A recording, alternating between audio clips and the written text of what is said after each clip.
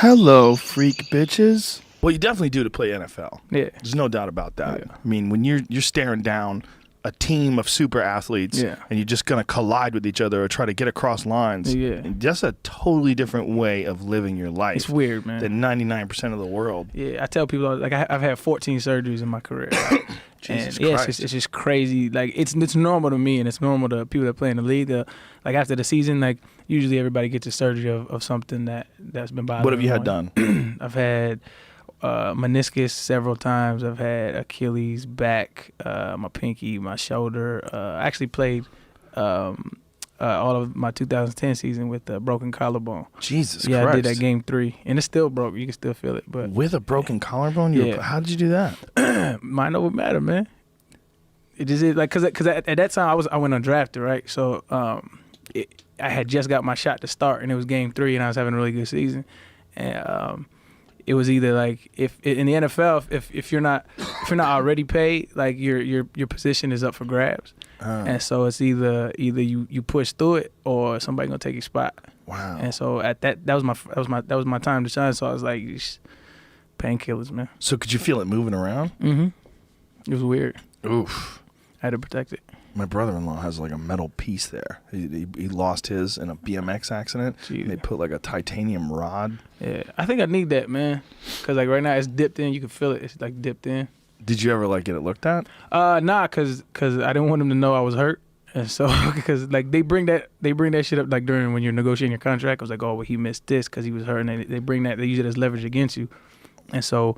2012 was when I signed my contract. The day after, I was like, yo, I just want to let y'all know I broke my collarbone 2 years ago. And they was like, no way. I was like, yeah. They was like, no way. So I was like, get an x-ray. Wow. And so we got an x-ray. It was like, holy shit, you did.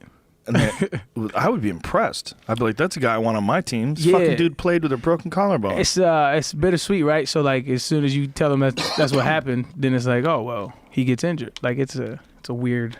What, he's human? Who the fuck doesn't get injured playing in the NFL? I mean, you would think that's the rational way to go about it. Do you know anybody who's played pro football who didn't get injured? Mm-mm. I mean, how is it even possible?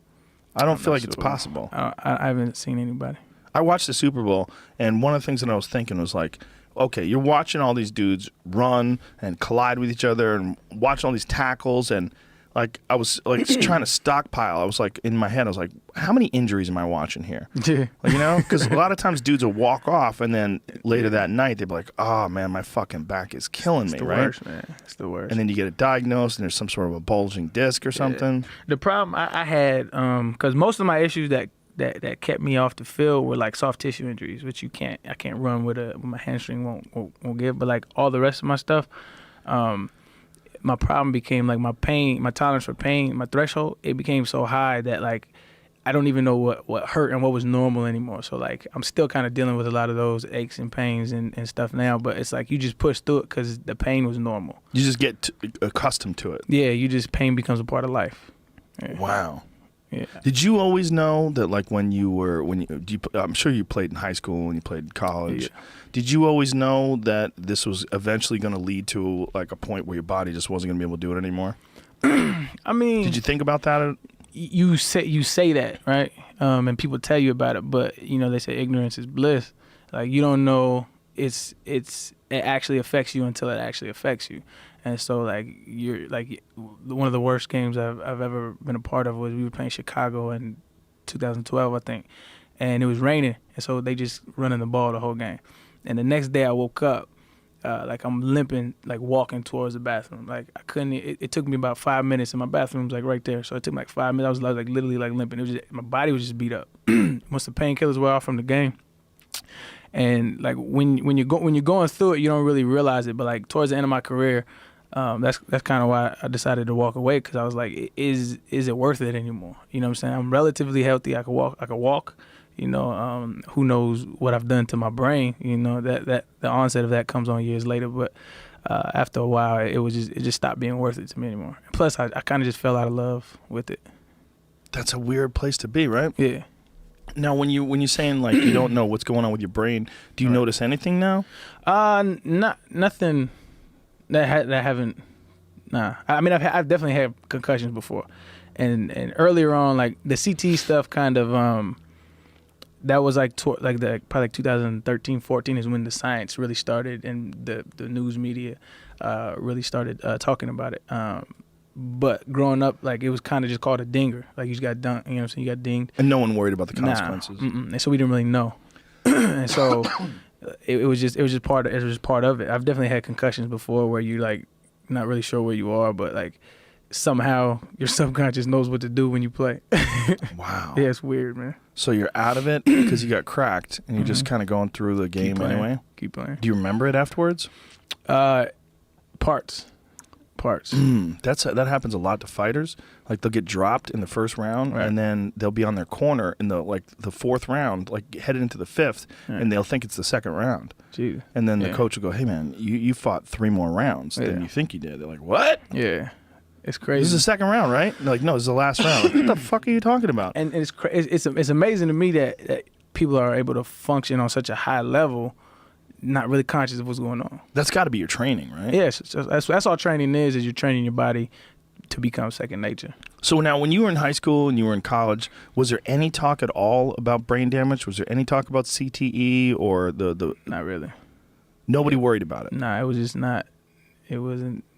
The science wasn't complete. I'm pretty sure there were neuroscientists saying like your brain damage is real.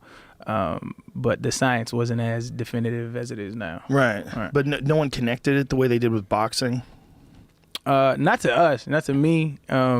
You know, like now people are worrisome about putting their kids in youth leagues and stuff like that. And they're even talking about not letting youth leagues have tackle football at all, which I'm an advocate for. I don't think there's no point for it. Like my sons are not going to play football. No? No. Wow, that's crazy. But you beat up my body so they could have a free ride or whatever they want to do, man. What if they want to play football? I'm gonna say, sit down, man. You got trust fund, man. Relax. Yeah, but what if they want to be their own man? You know, I'm not gonna physically stop him.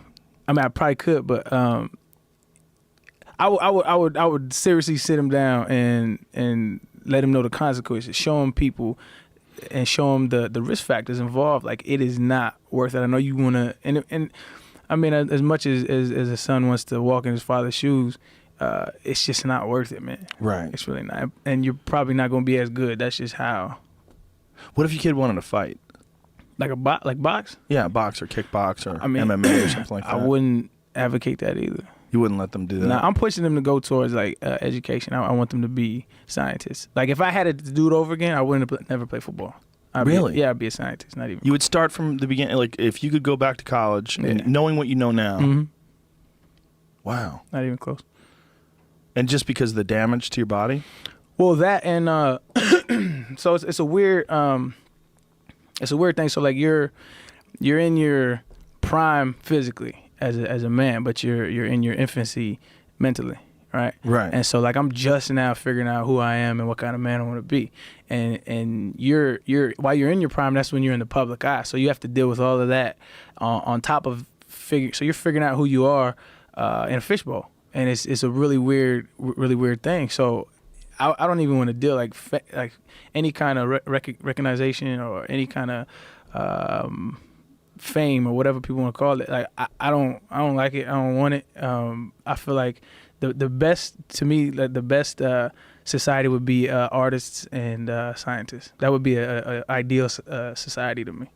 Wow, that's an interesting take on things, considering how successful you've been playing football. I mean, playing football obviously was very financially rewarding to you. It made you famous. For sure. I mean, if just some regular dude went on Twitter and started talking about, I could take a wolf one-on-one, right. Nobody would give a fuck. Nobody would care. They'd be like, shut up, stupid. I doubt anybody cares anyway, but it's just... people care, man. Fucking my Twitter exploded when I said you were coming on. Yeah, they're like, you better school him. Tell him about wolves, you better tell him about wolves, man. My uncle shot a wolf, man. It was going to kill his whole family.